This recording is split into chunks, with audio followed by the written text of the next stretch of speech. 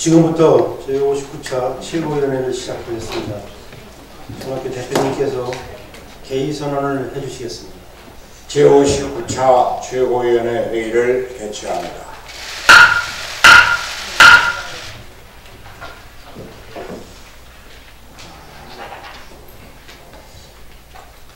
(2019년 1월 24일) 바로 어제는 대한민국 헌정사상 또 하나의 비극의 날로 기록될 것입니다.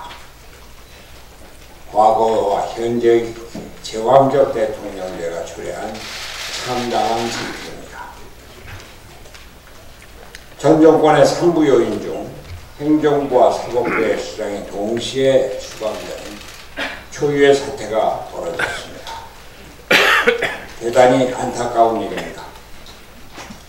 사법농단은 변론으로 하더라도 국가의 사법체계를 수호할 의무를 가졌던 전직 대법원장이 구속되었다는 사실 하나만으로도 대한민국 사법부의 위상은 이미 땅에 떨어진 것입니다.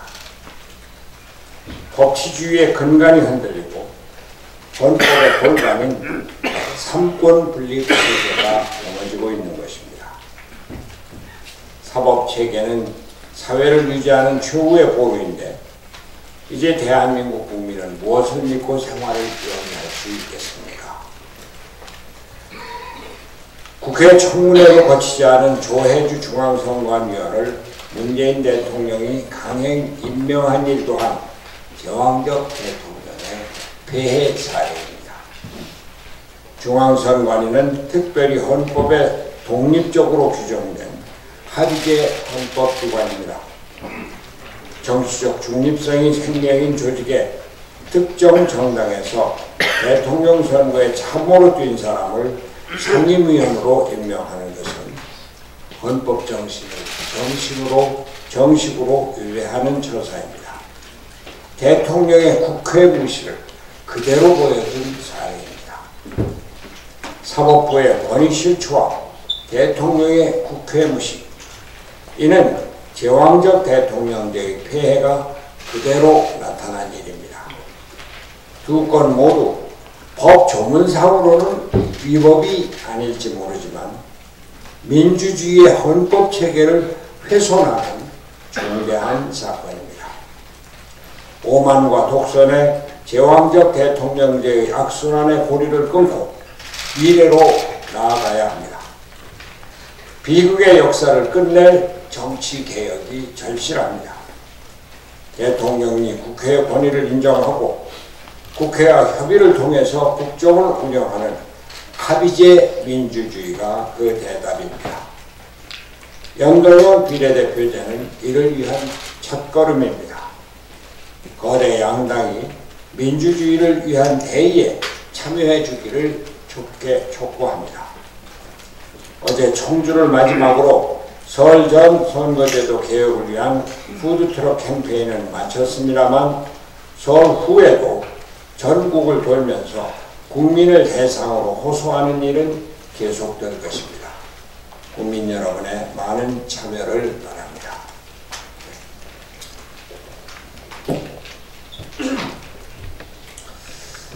네, 조혜주 중앙선거관리위원회 임명은 제왕적 대통령제의 폐해를 그대로 보여주는 일입니다.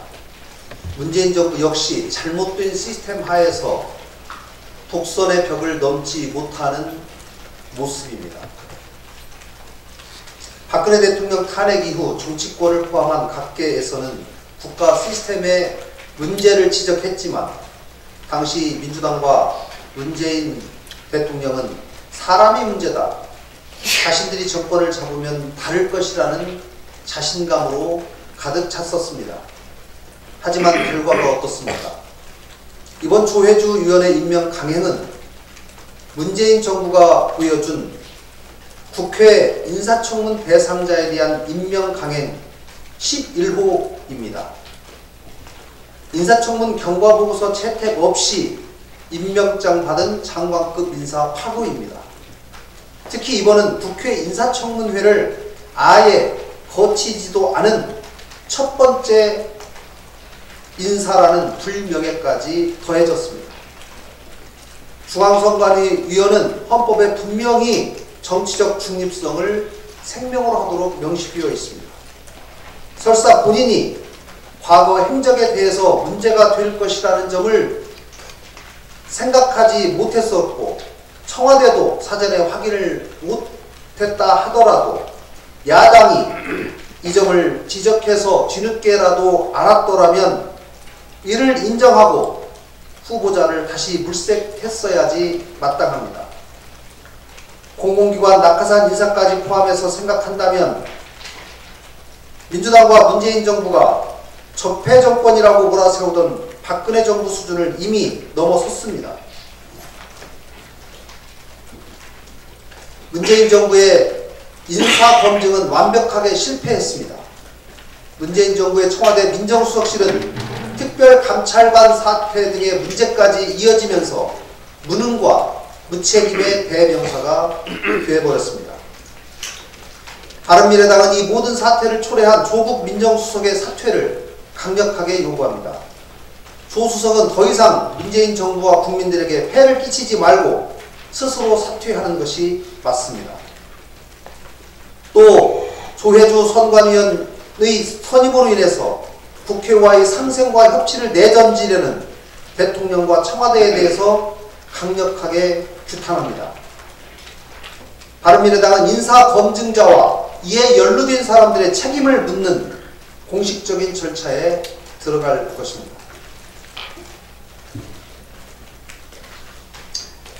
저는 어제 민생과 경제, 사회개혁을 방치하면서까지 1월 임시국회를 외면하고 있는 민주당을 향해 스텔스 정당이라는 표현까지 하며 비난했습니다. 그런데 어제는 한국당이 조혜주 선관위원 임명을 이유로 2월 임시국회 보이콧을 결정했습니다. 조혜주 선관위원의 임명에 대한 입장은 제가 이미 말씀드린 바 있습니다만 이것을 이유로 2월 임시국회를 보이콧하는 것 제1야당이 무책임한 모습입니다. 여당과 제1야당은 서로 무책임 경쟁을 하고 있습니다. 1월 국회에 이어서 2월 국회까지 모두 파행으로 치닫을 위험에 처해 있습니다. 양당은 이러한 적대적 공생관계를 통해서 민생을 버려서라도 기득권을 유지하려는 속셈을 드러내는 것입니다. 양당의 태업은 국회를 국민들로부터 불신받는 곳으로 만들고 있습니다. 양당은 5당이 국민 앞에 내놓은 선거제도 개혁의 합의를 내팽개치려고 이심전심으로 민의의 전당인 국회를 벗어나 장외에서 설전만 하면서 정쟁에 몰두하고 있습니다. 여당은 스텔스, 제1야당은 회피기동이라는 전술로 당리당략만을 위한 모습을 보이고 있습니다.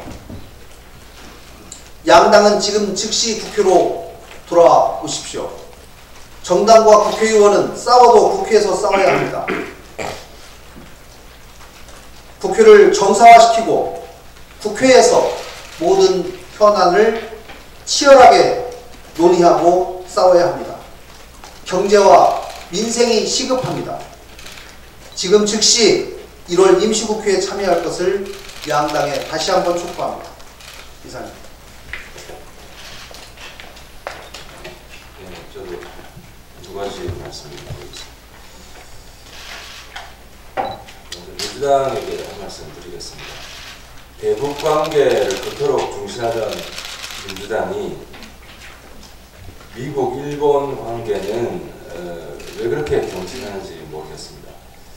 아시다시피 민주당은 대북관계 개선을 위해서 평양을 정말 뻔질나게 드나들었습니다.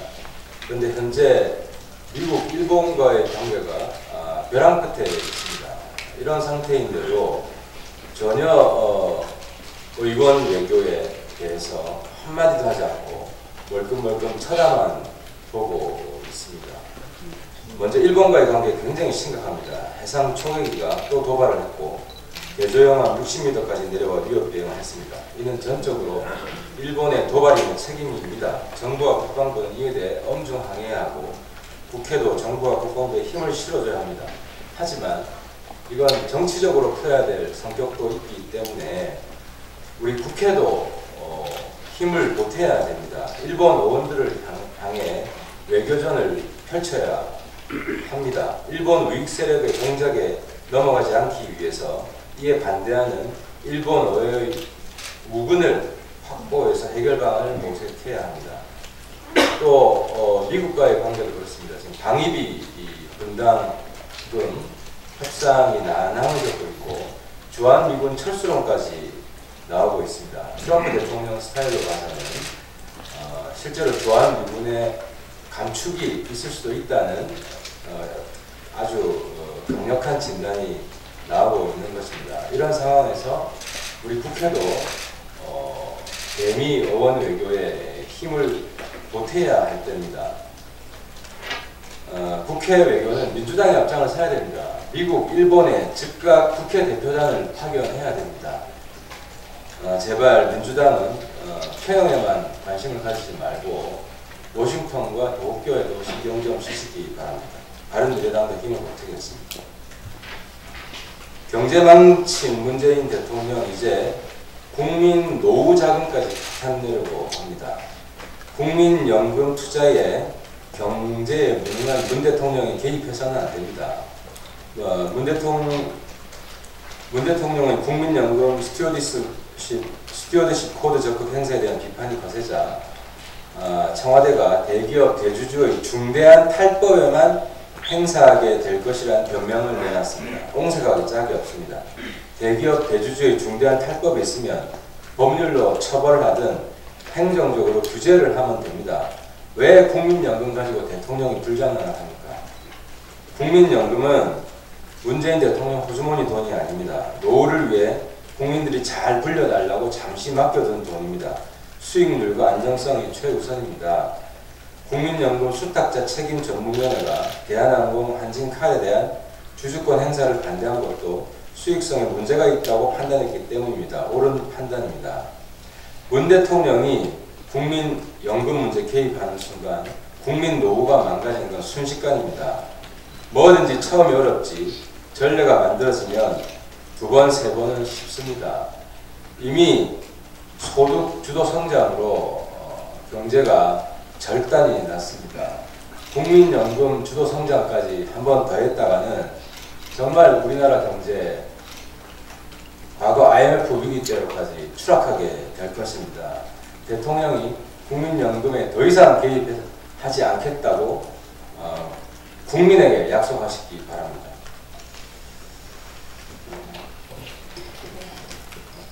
청와대는 어제 경제과학 특별보좌관을 신설하고 축적의 시간의 저자인 이정동 교수를 경제과학 특보로 내정하였습니다. 이 책은 서울대, 공대 26명 교수들의 글을 엮은 것으로 많은 사람들이 읽고 공감했습니다. 문재인 대통령도 감명 깊게 읽었다고 합니다. 이정동 교수는 모든 시행착오와 실패를 버티면서 경험을 축적해 나가 고수가 되어야 한다. 우리 사회도 고수가 되기 위한 위험을 품어주는 시스템과 문화를 갖춰야 한다고 했습니다. 어제 문재인 대통령은 항공우주연구원을 방문하여 국가출연연구소의 과제 성공률이 무려 99.5%인데 이 수치가 자랑스럽지 않다며 우리 독자 기술을 개발할 때 실패를 두려워하지 않았으면 좋겠다고 했습니다. 옳은 말씀입니다. 그렇게 해야 합니다. 그런데 정말 과감한 연구를 원한다면 왜 과제 성공률이 99.5%가 될 수밖에 없었는지를 먼저 살펴야 합니다. 연구소들도 평가를 받습니다. 각 연구소들은 목표를 세울 때 평가를 잘 받을 수 있는 목표를 세웁니다. 과제 성공률도 분명 평가 요인의 하나일 것입니다. 과제가 실패를 했을 때 관할 부처나 기관에서 어떻게 대응하는가에 따라 실패를 두려워하지 않고 과감한 연구를 할 수 있습니다. 자율성이라고는 눈꽃만치도 없는 지나친 규제, 융통성 없는 관리체계, 단기 성과 위주의 연구, 특히 엄격한 감사 시스템은 실패하면 절대 안 되는 연구를 하게끔 만들고 있습니다. 정말 과감한 연구를 원한다면 환경과 평가 시스템, 감사 방법을 먼저 바꿔주시기 바랍니다. 이정동 교수 말대로 사회가 위험을 품어주는 시스템을 갖추어 주길 바랍니다.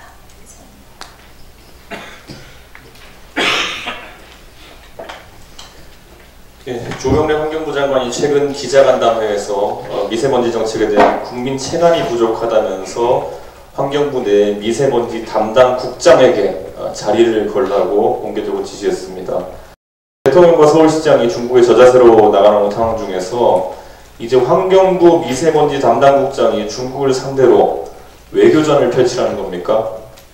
삼국지에서 조조가 분량이 떨어지자 분량 담당관에게 나를 믿고 분량을 조금씩 나눠줘라 라고 했다는 이야기가 생각납니다. 그 분량 담당관은 조조만 믿다가 나중에 처형당합니다.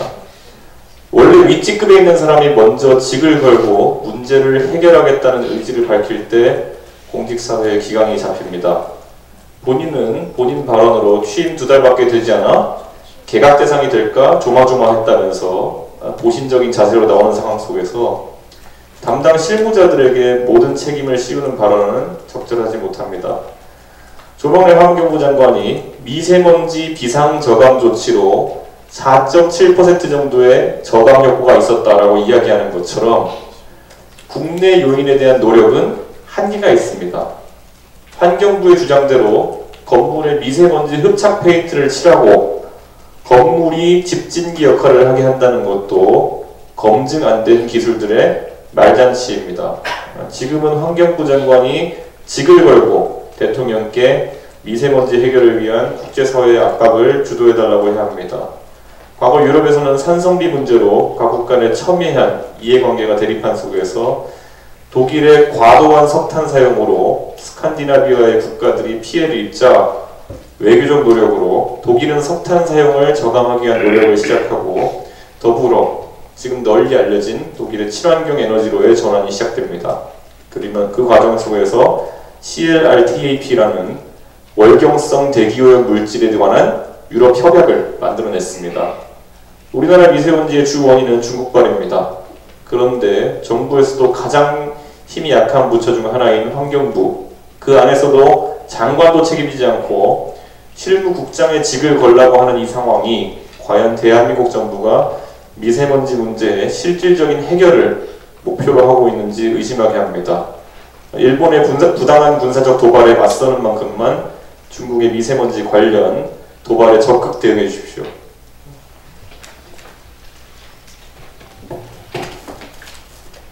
네, 어제 손학규 대표님과 바른미래당의 체육계 성폭력 근절 TF는 진천 선수촌을 다녀왔습니다. 선수촌에서 락커룸 등 사각지대를 점검했고 여성 선수와의 비공개 간담회를 거쳤습니다. 선수촌의 분위기는 아주 많이 침체되어 있었지만 저희가 만나본 선수들은 여전히 강하고 밝았습니다. 피해 선수들과 체육계는 지금 아주 힘든 시기를 겪고 있지만 결국에는 이겨낼 것입니다. 그들의 존재는 다른 이들에게 희망이 될 것이고 그들의 용기는 체육계에 더 나은 내일을 만들 것입니다.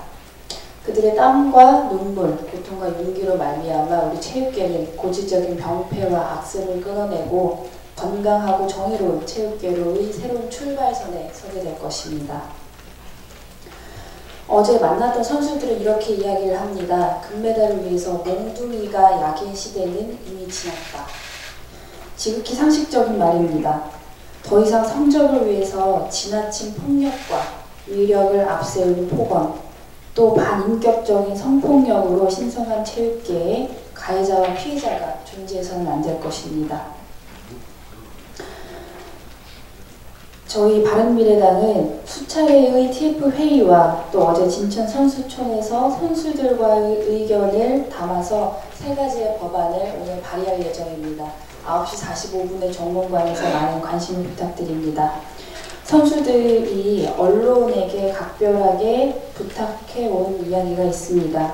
물론 이 사건의 가해자는 확실하게 처벌하고 피해자는 확실하게 보호해야겠지만 이 사건과 아무 관련과 연관이 없는 지도자들이 가해자로, 여성 선수들이 피해자로 매도되어 제2차 피해가 막심하다고 이야기를 했습니다. 사회와 언론의 각별한 주의를 부탁해왔습니다. 지금 체육계에는 격려와 응원이 필요한 시점입니다. 선수들과 코치가 아픔을 딛고 힘들게 운동해서 우리나라에 큰 기쁨이 될 수 있도록 사회와 언론의 많은 격려와 응원을 보내주시길 바랍니다. 이상입니다.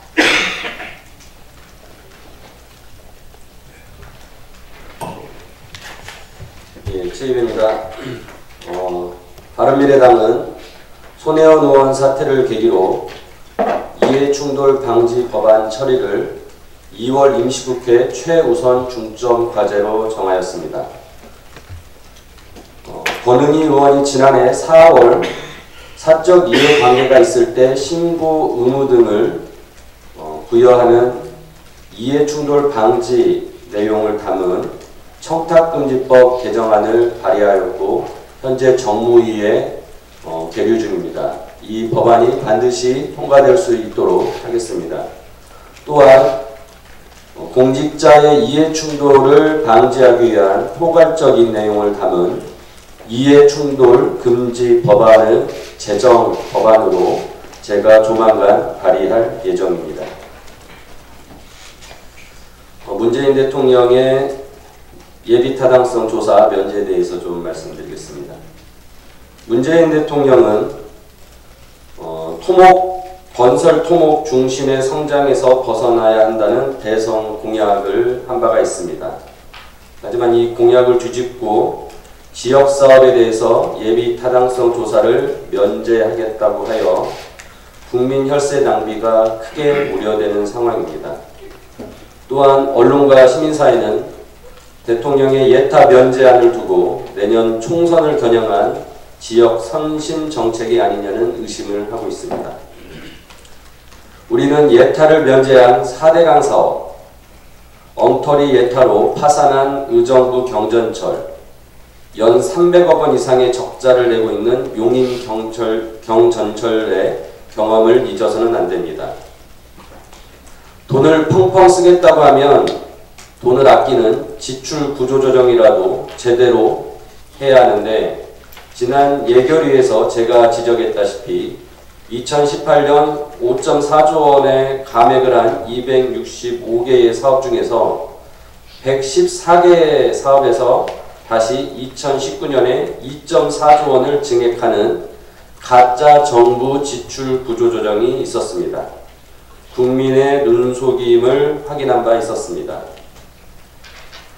사업비를 축소하거나 꼼수로 예타를 회피하는 등의 과정들을 국회에서 지적하고 예타를 강화해야 한다는 목소리가 높았습니다. 하지만 이번 정부가 단기의 경제 성과의 조급증으로 건설경기 부양을 하겠다며 예타 면제를 들고 나온 것이라고 볼 수밖에 없습니다. 제가 2017년 9월에 사업비 축소로 예타를 회피하는 사업을 국회에서 예타를 실시할 수 있도록 하고 부실한 예타를 검증하고 타당성 재조사 결과 문제가 있는 사업은 사업을 중단할 수 있도록 하는 국가재정법 개정안을 발의한 바도 있습니다. 바른미래당은 국민의 혈세가 낭비되지 않도록 철저히 예비 타당성 조사에 대한 면제에 대해서도 검증할 것이며 국가재정법 개정을 계속 추진하도록 하겠습니다. 이상입니다. 그러면은 그렇게 중소기업 중앙회 다녀온 얘기 하나만 하겠습니다. 바른미래당은 경제단체의 목소리를 경청하여 경제위기의 해법을 모색하기 위해 경제단체 연속 간담회를 계속 개최하고 있습니다. 지난 23일에는 중소기업 중앙회 회장단과 간담회를 가졌고 오늘 30일에는 경청과 정책 간담회를 가질 예정입니다. 중소기업은 국내 사업체 중 99%를 차지하고 있으며 전체 고용의 약 90%를 책임지고 있습니다. 경제를 살리려면 중소기업을 빼놓고는 논할 수가 없습니다. 경제가 아주 엉망입니다. 박성택 중소기업 회장은 올해 최저임금이 2~3%만 더 올라도 대혼란이 일어날 것이라고 말했습니다. 현재 최저임금은 우리 경제 규모에 비해 지나치게 높은 수준입니다. 올해 우리나라의 최저임금 8,350원은 미국의 최저임금 7.25달러와 비슷한 수준입니다. 그러나 경제 규모를 살펴보면 작년 기준 한국의 1인당 GDP는 32,775불로 미국의 62,152불의 절반 수준입니다. 경제 전문가들과 국내외 기관들은 급격한 최저임금의 인상이 고용 악화와 경기 하락의 원인이라는 점을 지적하고 있습니다. 실제로 중소기업 중앙회가 작년 11월 전국의 2,000여 개 중소기업을 대상으로 진행한 실태조사 결과에 따르면 중소기업 10곳 중 8곳이 경기 불안과 인건비 부담을 이유로 작년 하반기 채용을 하지 않았다고 합니다. 정부는 기업의 활동을 위축시키고 있는 직접적인 장애물을 없애주어야 합니다. 급격히 인상된 최저임금에 대한 즉각적이고 실효적인 대책을 강구해야 하는 것입니다. 최근 정부는 최저임금 결정구조를 개편하겠다고 나섰지만 개편안을 만들고 법안이 국회를 통과하기까지는 또한 세월이 걸리는 일입니다. 지역별, 업종별 최저임금 차등화 정책을 추진해야 합니다. 내년도 최저임금은 더 이상 올려서는 안 됩니다. 동결되어야 합니다. 아울러 과도한 상속세 때문에 중소기업의 계속 경영이 어렵다는 문제 제기가 있었고 기타 여러 가지 건의를 했습니다. 원내대표와 정책위에서는 중소기업 중앙회의 건의를 적극 검토하고 대책을 마련해 주기 바랍니다. 시장과 기업이 활력을 되찾아야 경제가 살아난다는 철학을 갖고 적극 대처해야 할 것입니다. 바른미래당은 앞으로도 경제 현장의 목소리를 정책에 반영해 나갈 것을 국민 여러분께 약속합니다. 이상입니다.